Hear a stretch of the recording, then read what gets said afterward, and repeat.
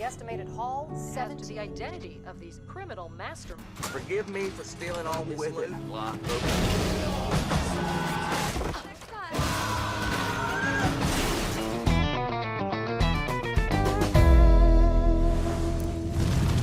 Hai guys, cerita kali ini yaitu tentang David Genn, seorang sopir mobil lapis baja yang biasa mengantarkan uang dalam jumlah besar. Sifat polos dan jujur David membuat dia kerap dianggap bodoh, namun rekan kerjanya yang bernama Kelly tak menganggapnya demikian. Meskipun baik, Kelly sedikit memanfaatkan David sehingga membuatnya terjebak dalam sebuah perampokan terbesar dalam sejarah Amerika. Setelah menjadi tersangka utama perampokan, David terancam dibunuh oleh komplotannya sendiri. Dan kira-kira bagaimana semuanya bisa terjadi? Langsung saja guys, pasang dulu headsetnya, jauhi tempat ramai, dengarkan baik-baik, dan ini dia cerita Mastermind 2016. David Genn adalah seorang sopir mobil lapis baja di perusahaan bernama Loomis & Fargo yang biasa mengangkut uang. David merupakan pria yang menyukai tokoh-tokoh dalam film yang mampu meringkus penjahat. Oleh karena itu guys, dia sering berharap pekerjaannya yang cukup beresiko itu bisa membuatnya jadi seperti tokoh yang dia idolakan. Namun jangankan menghadapi perampok bersenjata, pekerjaan David sangatlah membosankan. Tugasnya hanya mengambil dan mengirimkan uang, begitu seterusnya. Pada tahun 1997 di usia hampir 40 tahun, pekerjaan membosankan David secara perlahan berubah ketika dia mengenal Kelly Campbell. Kelly menjadi rekan kerja yang mengasihkan, bahkan bisa mengerti dan tak pernah merendahkan apapun sudut pandang David. David hanya berani memandang penuh rasa suka kepada Kelly, tanpa pernah berani mengungkapkannya. Suatu hari saat latihan menembak, Kelly sempat berandai-andai jika memiliki uang sebanyak $1 juta. Kelly mengatakan ia ingin membeli semua CD musik karena musik sangat penting bagi hidupnya. Saat David ditanya apa yang ia bayangkan, David mengatakan ia ingin membuka sebuah bisnis memburu penjahat atau bisnis apapun itu yang memacu adrenalin. Karena merasa tak bisa menembak, David pun menyudahi latihan itu, dan dia dengan sembrono memasukkan pistolnya ke celana bagian belakang.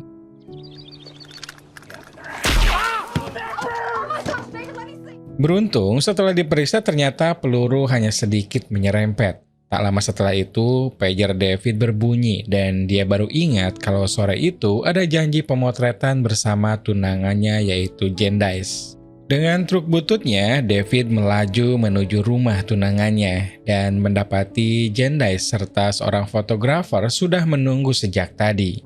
Jendice ini karakternya tidak jauh beda dengan David. Dia polos dan sering melakukan sesuatu tanpa memikirkan pantas atau tidaknya.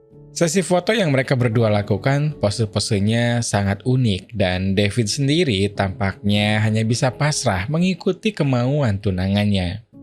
Si tukang foto ini sebenarnya juga agak risih ketika harus memfoto dengan pose-pose yang aneh. Dia sempat bertanya bagaimana awalnya Jendice bisa bertemu dengan David. Jendice pun bercerita ia bertemu David saat di pemakaman pacarnya yang meninggal karena digigit ular. David hadir di pemakaman itu sebagai saudara jauh almarhum dan Jendice mengaku di hari pemakaman itu ia langsung jatuh cinta kepada David. Ya begitulah guys, keduanya ini agak aneh, namun walau begitu Jendice sangat mencintai David. That's quite a story. Yeah, we're happy as all get out. Suatu hari di kantornya, David melihat Kelly murung dan bercerita bahwa ia baru putus dari pacarnya. Belum sempat melanjutkan cerita, atasan mereka yang bernama Ashley datang dan memaki David karena tak segera berangkat kerja.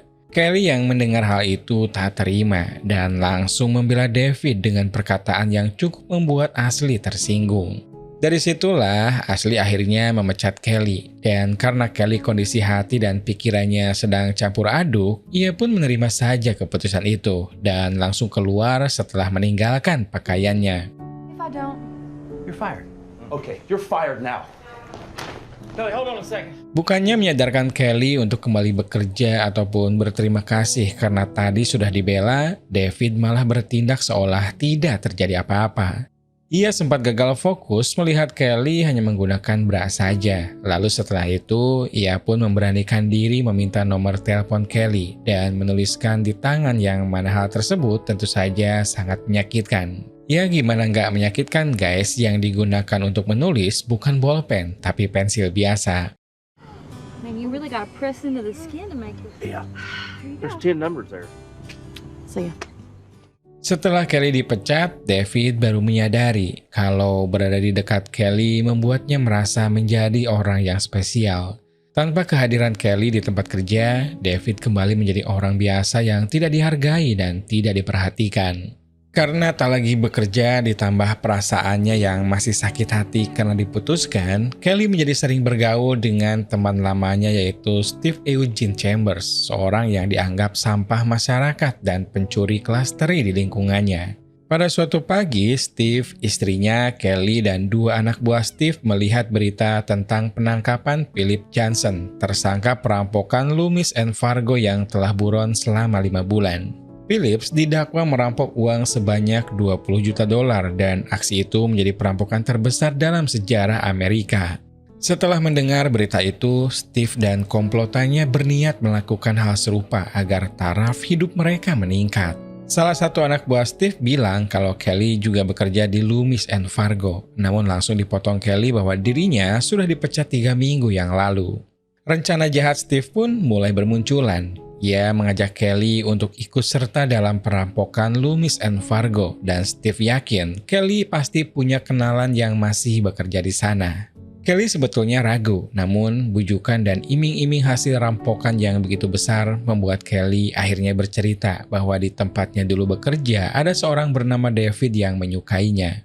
Awalnya, Kelly tidak ingin memperalat David, namun lagi-lagi Steve mampu membujuk Kelly. Does he feel about you? Does he like you? Or does he like you? 2 hari kemudian, Kelly mengajak David bertemu di sebuah kafe dan David datang sambil membawa seikat bunga. David tampak sangat bahagia dan tak henti-hentinya memuji kecantikan Kelly dengan gaun seksinya. Setelah itu Kelly menyampaikan alasan sebenarnya dia memanggil David. Kelly memperkenalkan Steve dan anak buahnya. Setelah itu, sembari membelakangi David, Steve mulai berbicara dan memperkenalkan diri sebagai Gepetto. Steve kemudian membahas tempat kerja David dan memujinya sebagai karyawan terbaik karena David satu-satunya pegawai bukan manajer yang punya kunci brankas. Di momen itu, David sudah menyadari kalau dirinya diajak mencuri dan dia dengan tegas menolaknya. David berusaha menjelaskan kalau semua uang yang ada di brankas itu milik bank, jadi secara teknis sama saja dengan merampok bank yang mana hukumannya minimal 84 bulan. Kelly pun ikut membujuk David dan mengatakan supaya dipikirkan lebih dulu. Federal offense. David, just listen. Just talk. Just think about it. Setelah pertemuan itu, Jendice dan ibunya ke rumah David untuk fitting baju pernikahan. Jendice sengaja membuat baju pengantin David sedikit kecil untuk memaksanya menurunkan berat badan. Tiba-tiba David dikejutkan dengan telepon masuk yang ternyata dari Kelly. Kelly awalnya hanya mengobrol biasa, namun lama-lama ia mengatakan rindu dengan David dan ingin bertemu lagi. Kelly pun mempertanyakan kepercayaan David kepadanya, dan David menjawab dia sangat mempercayai Kelly, namun tidak kepada Gepetto. Kelly menjelaskan bahwa nanti setelah David merampok uang-uang dari brankas, uang itu sepenuhnya akan dijaga oleh Gepetto, dan Kelly bersedia menemani David kabur ke Meksiko sampai keadaan aman. Kelly juga membayangkan bagaimana mereka berdua nanti di Meksiko liburan di hotel mewah dan menghabiskan uang hasil rampokan dengan membeli apapun yang diinginkan. Mendengar itu David jadi berbunga-bunga dan memutuskan akan merampok kantornya demi bisa tinggal dan hidup bersama Kelly. You know, think about it.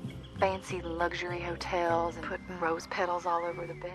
Setelah itu David mulai berlatih. Dia melakukan latihan dengan cara yang tidak biasa guys. Mulai dari membaca buku panduan FBI, menonton film-film aksi hingga melempar batako. Kelly juga turut mengawasi dan memberi arahan untuk David terkait skenario perampokan. When you're in Mexico, you may have to live off the land.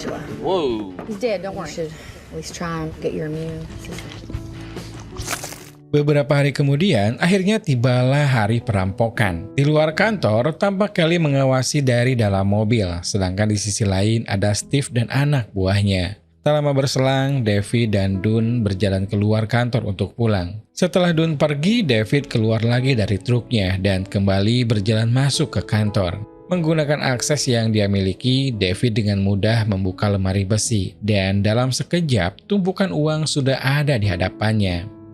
Tak menunggu waktu lama, David segera memindahkan seluruh uang itu ke dalam mobil yang terparkir. Dalam proses pemindahan itu, David menghubungi Kelly dan mengatakan bahwa di dalam brankas banyak sekali uang. Kelly begitu senang dan memberi semangat supaya David membawa semuanya. Merasa David banyak basa-basi, Steve langsung memotong obrolan dan meminta David untuk fokus dulu memindahkan uang. Merasa tak suka dipotong obrolannya, David pun mematikan walkie-talkie-nya. Sayangnya, itu adalah keputusan yang salah karena tak lama kemudian, Dunn datang lagi ke kantor sedangkan Kelly ataupun Steve tak bisa memperingatkan David bahwa Dunn sebentar lagi akan masuk. Dunn ternyata lupa absen pulang dan di momen itu Dunn menemukan David sedang memasukkan uang ke dalam mobil. Untungnya guys, Dunn menganggap kalau David sedang kerja lembur dan David pun langsung mengiyakan dan meminta maaf karena sebelumnya tak memberitahu Dunn dulu. Said it wasn't no overtime this weekend. I'm just picking up an extra. Sneak ass. David kemudian melanjutkan lagi pekerjaannya dan pemindahan uang itu terjadi cukup lama. 2 jam David baru selesai. Setelah itu dia merusak semua kamera pengawas di dalam lemari besi dan mengambil rekamannya. Namun karena kecerobohannya, David meninggalkan satu kamera yang mengarah ke mobil. Tidak sampai di situ saja, David kembali mengulang kecerobohannya saat ia akan menutup pintu belakang mobil yang terhalang tumpukan uang. Dia berusaha membereskan tumpukan itu dengan masuk ke dalam bak belakang dan tanpa diduga pintu belakang tertutup sendiri. David sontak panik dan merasa ia terjebak dan tak bisa kemana-mana. Selain itu, sialnya David tak bisa keluar lewat pintu depan dikarenakan ukuran bokongnya yang besar. Tak kehabisan akal, David menggunakan lakban untuk membuat alat yang bisa digunakan menginjak pedal gas. Setelah itu masih dihidupkan dan David pun meluncur keluar.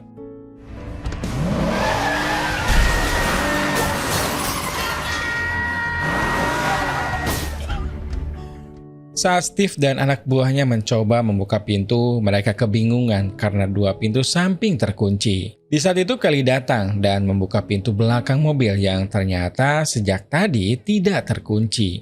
Mereka pun terkesima ketika melihat bak mobil yang penuh dengan uang. Setelah perampokan, Kelly langsung mempersiapkan David untuk melarikan diri ke Meksiko. David diberi hasil rampokan hanya $20.000 dengan alasan sisanya akan ditransfer setelah David sampai ke Meksiko. Karena semua itu keluar dari mulut Kelly, David tak curiga sedikit pun. Kelly juga menyerahkan sebuah dompet berisi identitas palsu untuk David. Dia kini bernama McKinney dan tak hanya itu, David juga dibuatkan akta kelahirannya. Setelah itu, keduanya langsung menuju bandara dengan tampilan David yang sangat konyol. Walau begitu, David tak mempermasalahkan penampilannya yang aneh selama itu dandanan hasil Kelly. David tampak enggan meninggalkan Kelly. Dia kemudian mencium Kelly dan berharap bisa berpetualang bersama nanti setelah Kelly menyusulnya. Kelly hanya tersenyum mendengar harapan polos David. Penerbangan David ke Meksiko pun berjalan lancar, sementara di sisi lain, polisi sudah memeriksa kantor Loomis & Fargo terkait perampokan. Polisi langsung mengetahui identitas David dan berniat menemui Gendice untuk interogasi. Di saat yang bersamaan, rumah Steve dipenuhi uang hasil rampokan. Mereka menyimpannya dalam drum besar. Berdasarkan perhitungan, jumlahnya mencapai $17 juta atau setara dengan 260 miliar. Sesampainya David di Meksiko, dia menghabiskan waktu untuk bertamasya dan bersenang-senang. Di saat yang bersamaan, FBI mulai menginterogasi Gendice, namun tak bisa menemukan banyak petunjuk. Di sela-sela pelarian mewahnya, David menelpon Kelly dan menanyakan kapan dia akan menyusul. Kelly yang memang pada dasarnya takkan pernah datang ke Meksiko hanya diam saja dan mengalihkan pembicaraan. Setelah itu, Steve mendatangi Kelly dan berniat melaporkan David ke FBI agar kasus itu berhenti di David. Menurut Steve, kecerobohan David sendiri membuat identitasnya langsung terungkap. Di sisi lain, David hanya mengenal Steve sebagai Geppetto, ditambah dia juga belum pernah melihat langsung wajah Steve.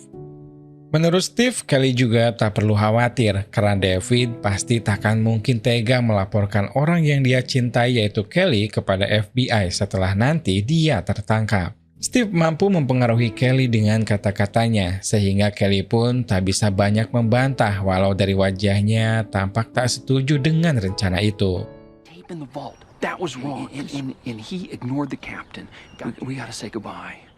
Beberapa hari kemudian, hotel tempat David menginap didatangi 3 orang Interpol. Berdasarkan informasi resepsionis, 3 polisi itu langsung menggerebek kamar David. Namun beruntung, dia sedang keluar untuk mengambil es. Karena mesin es di hotel itu macet, David kemudian mendatangi resepsionis untuk komplain. Di situ dia melihat selebaran FBI yang memasang wajahnya. David pun lari meninggalkan hotel dan 3 Interpol melihatnya setelah resepsionis meneriakinya. Hari itu sungguh hari keberuntungan David karena dia berhasil lolos setelah melompat ke sebuah kapal bot. Saat David berusaha melarikan diri dari kejaran FBI, Steve sibuk berfoya-foya bersama istrinya. Mereka membeli baju baru, mobil mewah yang harganya ratusan juta, serta rumah mewah yang ada di perumahan elit. Tidak sampai di situ saja, rumah besar itu juga diisi dengan peralatan-peralatan dan hiasan serba mahal. Beberapa hari kemudian, Kelly bertemu lagi dengan Steve di depan telepon umum yang sering digunakan untuk berkomunikasi dengan David. Steve memberitahu mungkin David sudah ditangkap sehingga dia tak bisa menelpon lagi. Baru berhenti bicara, telepon itu berdering dan Kelly langsung mengangkatnya. Dan benar saja itu dari David. Pria polos itu guys mengeluh karena dikejar-kejar polisi Meksiko dan kini dia harus menyamar. David bertanya kapan Kelly akan menyusulnya dan meminta tambahan uang. Saat David memeriksa dompet pemberian Kelly, dia menemukan sebuah kartu anggota gym dengan foto dan nama lengkap Steve. Di momen itu dia baru sadar nama asli Geppetto adalah Stephen Eugene Chambers. What?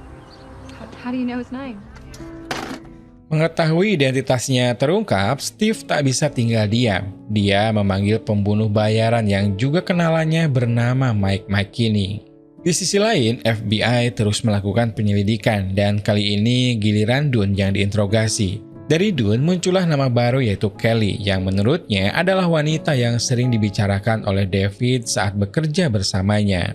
McKinney sampai di Meksiko dan tak butuh waktu lama David segera ditemukan posisinya. Ketika ada kesempatan, McKinney langsung menyiapkan senjatanya. Namun usaha pembunuhan pertama itu gagal karena tanpa diduga senjata yang digunakan macet dan meledak.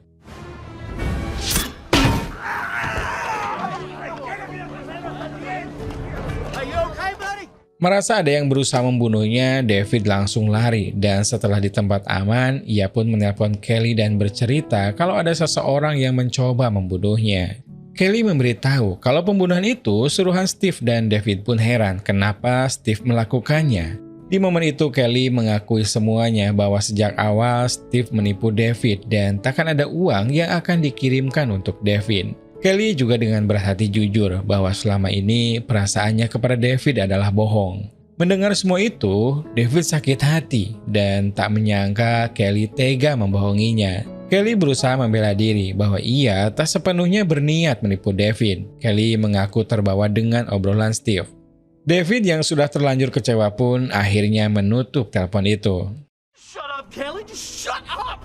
David. Wait,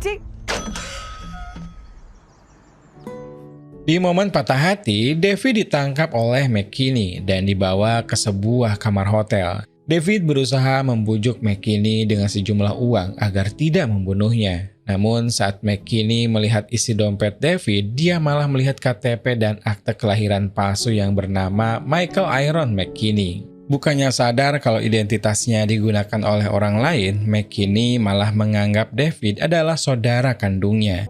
Dia langsung meminta maaf dan tak jadi membunuhnya. Setelah itu, mereka pun menghabiskan waktu bersama di pantai layaknya saudara kandung yang telah lama tak berjumpa. Sebelum berpamitan, McKinney meninggalkan sejumlah uang untuk David. Di momen ini kedengarannya mungkin gak masuk akal ya guys, tapi ya inilah yang terjadi dan dialami oleh David. Di tempat lain, FBI mendatangi Kelly, namun Kelly menyangkal akrab dengan David. Kelly sempat merasa bersalah dan tersentuh hatinya saat anggota FBI itu mengatakan bahwa semua orang yang pernah ditanyai tentang David, mereka mengatakan David dekat dan sangat mencintai Kelly. David yang sudah terbebas dari usaha pembunuhan pun mulai membuat rencana pembalasan kepada Steve. David memberanikan diri menelpon langsung ke HP Steve dan mengancam akan melaporkan semuanya ke kantor polisi jika Steve tak mentransfer uang sebanyak $6 juta ke rekeningnya dalam waktu 2 hari. Namun guys, setelah 2 hari ternyata Steve tak sepeser pun mentransfer uang. Hal itu membuat David sangat marah, namun kemarahannya itu tiba-tiba luluh saat Steve mengatakan bahwa Kelly sedang ia sandra.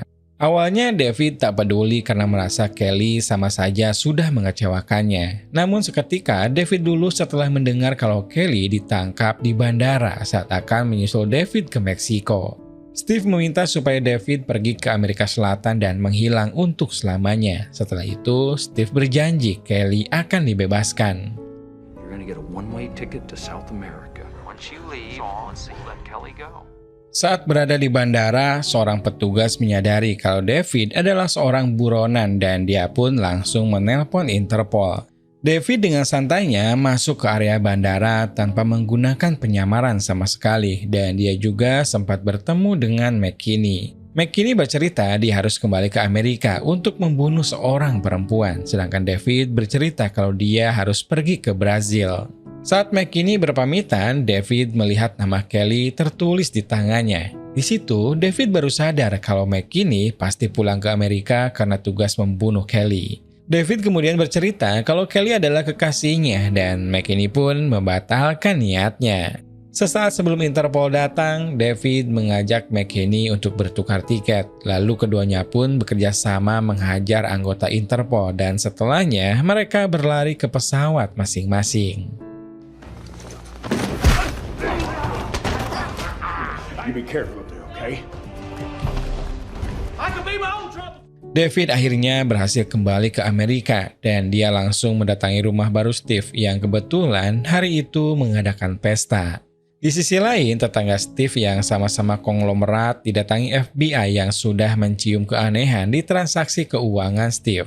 FBI menduga uang itu hasil rampokan dari Loomis and Fargo dan FBI membutuhkan pengakuan dari Steve. David menyamar menjadi salah satu tamu undangan dan berhasil masuk. Lalu ia memeriksa setiap sudut rumah dan menemukan sebuah gudang yang dijaga oleh anak buah Steve bernama Rooney.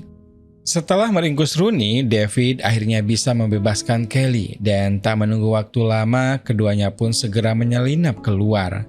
Tak lama kemudian, Rooney sadar dan menghebohkan seluruh orang yang ada di pesta. Ia kemudian mengatakan bahwa David ada di rumah Steve dan sudah menyelamatkan Kelly. Dengan gaya seolah pahlawan, David menggandeng Kelly sembari menodongkan pistol dan konyolnya David tak sengaja menembak tabung gas yang memicu ledakan. Suasana pesta pun jadi sangat kacau. David dan Kelly berusaha kabur dengan membawa salah satu mobil mewah milik Steve. Berharap seperti yang ada di film-film, David memacu mobil itu dengan kecepatan penuh, berharap pintu pagar dapat didobrak. Namun pada kenyataannya,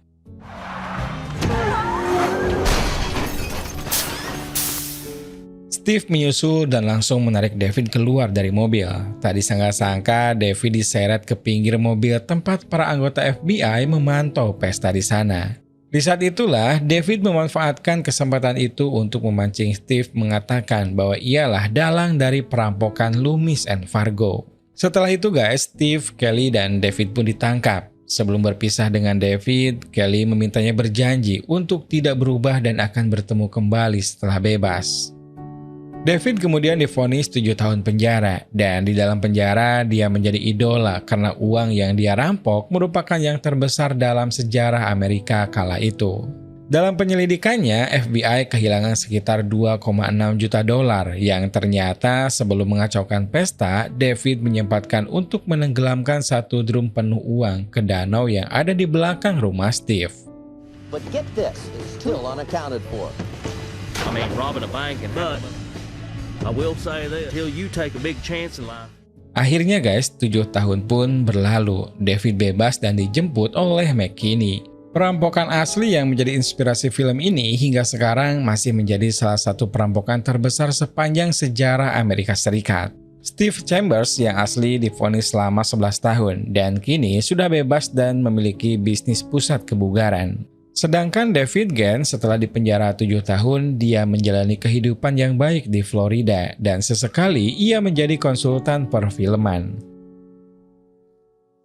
Aslinya film ini mengisahkan sebuah perampokan yang dibalut dengan banyak parodi dan dialog-dialog komedi. Mungkin ada beberapa bagian cerita yang ditambahkan untuk membuat ceritanya menjadi lebih menarik. Namun yang pasti, cerita yang disampaikan dalam film ini asli terjadi dan dialami sepenuhnya oleh David Gant. Semoga guys, cerita kali ini bisa menghibur kalian. Terima kasih banyak dan sampai jumpa lagi di video 7 menit selanjutnya.